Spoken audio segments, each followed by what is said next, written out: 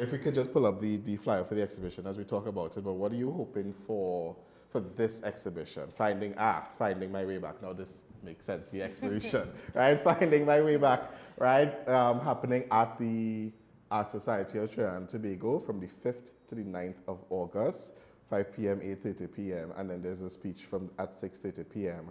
Those are the opening hours. You could check out the number for more information. You could also follow her on her social media. But what are you hoping for? What is the question that you're answering for this exhibition? Okay, so I always like to say that, you know, an artist's job is to observe, interpret, and then put that interpretation out to other people, so they too can like maybe focus on something that they weren't particularly focusing on before, right? So for instance, with like my previous show when I was doing colors object, in our universe, colors apply to objects, it's not the object itself. So like it kind of opens up your mind to look at something in a new way. No, it's just, here comes a painter using a physics explanation with how the visual spectrum works, and then how that affects her interpretation of her painting medium, right? Like the meta levels are just beyond right now. No, it's true. It's like she's metagaming the metagame of painting, and I don't know what else to say. I just, like, my brain cannot find the words. I am more like intrinsically feeling connections with what you're saying than actually understanding what you're saying. No, but it's true. Like a lot of creatives do have a sort of science background and a sort of science brain. Right, myself included. I did all sciences for CSEC and for CAPE as well, but I'm a musician, right? So I recognize certain things, and there's even part of history we had to learn about Pythagoras and all of those things and frequencies and stuff like that. But yes, you don't sound like that when you speak about art. Because why am I talking? Why am I talking to you about it? Anyway, I want to get to the actual some of the stuff that you sent us there to show off, right? Right. So if we could just pull up some of her work really quickly, and we could talk about it. So this is the big one. So this is a really gorgeous mural. Can you tell us about it? Wait. First of all, where is this?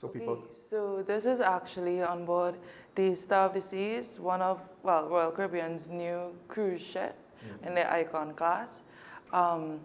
I applied for their artist discovery program, and they had around 270 applicants, and they chose 4 of us from the Caribbean to do murals around. Thank you. To do murals around the boat. So this piece is on the Suite Sundeck lobby on the 18th floor, and yeah, very honored to have been able to do this, and it was a really unique experience because, first of all, this is the biggest piece I've ever done and the biggest mural. I did a small mural before. Just so people understand, that is floor to ceiling. That's not just like a slightly wide canvas, right?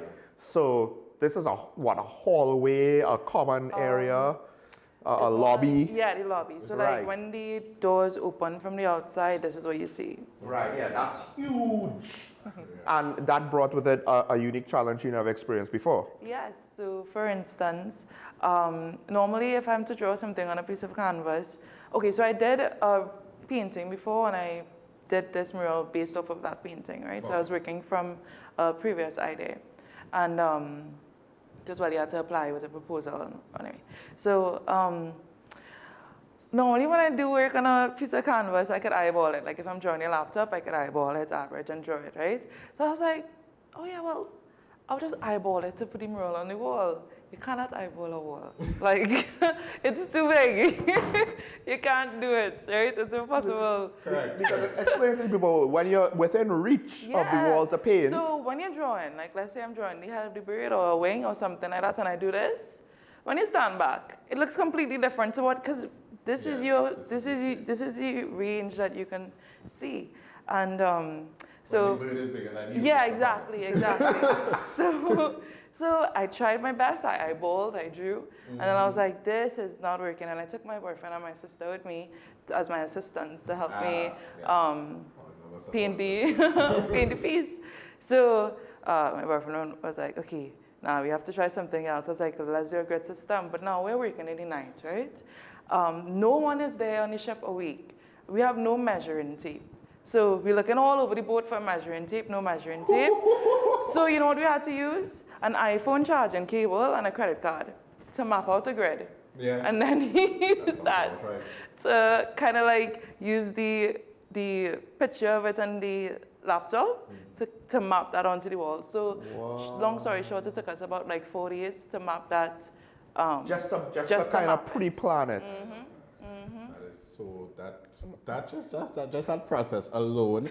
But again, when you're in a precarious situation, artists, we have to make it work, right? So if we need to use a charging cable, and a credit card, you gotta use it. I guess this leads to your logic skills and I guess reasoning and deduction and scientific skills, right? It's like you're not just trapped to freeness in the moment. You, if necessary, you will figure out a way. Yeah, and I had a great team behind me as well. Like they supported me a lot.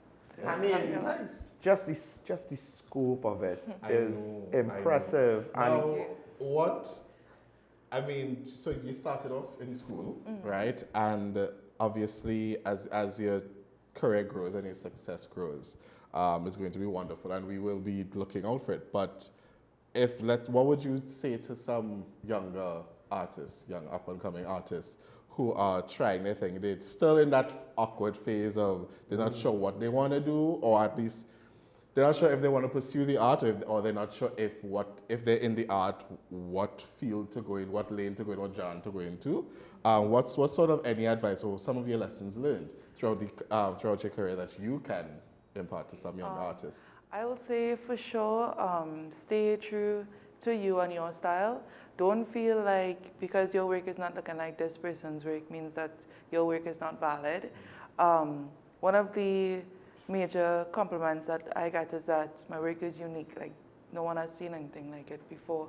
And so that's an encouragement to you to, even if your work is unique, like that's good. That's your strong suit, so stick to it. 2, consistency is key.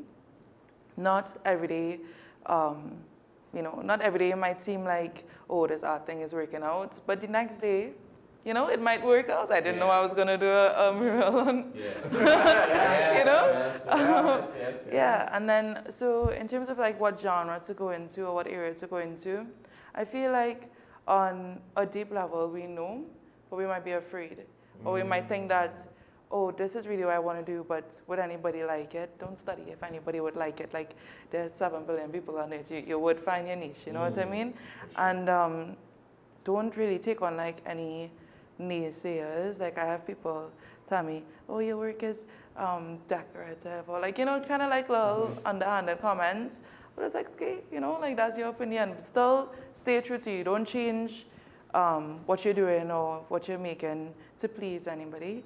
And last but not least, like, lean on God. Tell God what you want to do. Be like, God, I really want to have my first exhibition at this age. And He could make a way for you. That's what I do. Like, I'd be like, God, I want to have an exhibition. This funny story, right? So I was like in high school, and I was like, God, I want to show my first piece before I turn 20. And He set it up where my first piece that I ever showed was in London. Wow. You see? Like, God is really like... Before 20? Before 20. God is like, He's giving you more than you could even imagine. Yeah. I mean, that phone cable that you have there, it seems to be highly connected. Just saying, Absolutely. It's painting murals, it's sending requests and getting answers. I mean... For sure. No, final question, because we do have to wrap up. What do you hope for yourself in the future? So for myself, I feel like, so this is the first year that I've taken on being a full-time artist, like not doing anything on the side, not teaching or anything like that. And it was a bit of a scary jump, but it was something that I knew that I wanted to do for a while and something that was placed on my heart for a while. And I just kind of like stepped out in that obedience, and I'm seeing doors opening. So I guess for me, for the future, I'm excited to see what other doors open as well. I'm excited to see where my art journey kind of takes me, because I feel like I'm now at the beginning of that whole Finding My Way Back series, and not to stay back, but like to move forward. So I'm excited to see what that forward movement, where that forward movement takes me in terms of what other questions will come to mind that I want to answer, you know, like what other scientific experiments I can do with the What other metaphysical Yeah. connections can we make? You are in your 20s, right? And you're sounding like a film director in his 50s. Like, yeah, I'm finding my way back to where I started. I'm just like, can you slow down? You know, the rest of us move at a normal pace here. Wow. Right? Although, No, you see, you need to commit. You need to be confident. Stuff. Mark is actually in a very similar transition phase. Although, unfortunately, we can't say his first concert was in London, so we can't say that. So his first solo piece was not in London, but he knows exactly what you. Wow. There you go. There you go. There you go. My first concert was at 16. I was bossing around people that were like twice my age. I will say we both kind of know, meet a much less direct comparative way what you're speaking about. So yes, kudos to you and to your success, and I hope to hear more things. Of course, and you'll be back on the show to tell us more about all of your more things that are about to come. If we could just pull up the flyer one more time just before we head out. Finding My Way Back, a collection of Saegel's artworks from childhood to present day, opening night and artist speech, 5th of August, 5 p.m. to 8:30 p.m. and then these speeches that's at Tuesday 6. And then opening? yes, that's And Wednesday to Friday, 12 noon, I see there, to 6 12 noon p.m. to 6 p.m. Saturday 12 noon to 4 p.m. And she has her number there, 622-9827. This is how we support our artists. This is how our artists grow, when we go see their work and when we purchase their work as well. Please, thank you very much. Also, just to discover local culture, discover local art. Correct, is right. Saegel, thank you so much for joining us. Yeah, and thank you for having me, and thanks for having this program where you'll, you know, really pay close attention to the culture and give the arts a space. You know, We try. This is all Mark-sided. I take no credit. Beautiful. Come on. Thank you very much. I mean, funny story. Before I started this, we've been doing this show just over a year, and I remember saying, God, I think I'm ready for a TV show. And then 2 weeks later, it happened. Wow. So, these are the things that happen when you really put your faith and trust in you what you have a direct line too. Where's my direct line? Anyway, ladies and gentlemen, this has been our first segment. This is Breakthrough. We will be right back. Don't go anywhere.